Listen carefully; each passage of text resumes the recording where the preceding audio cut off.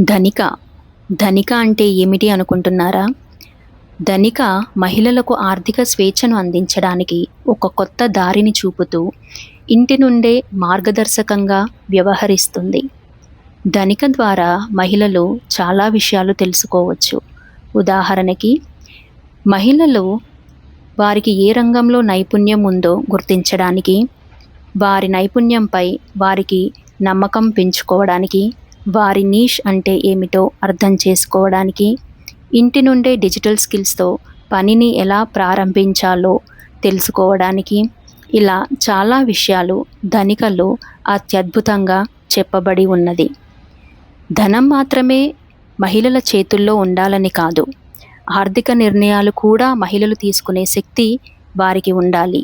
అదే ధనిక స్థితి, అదే ఈ పుస్తక లక్ష్యం. రండి, ధనికతో కలిసి నడుద్దాం.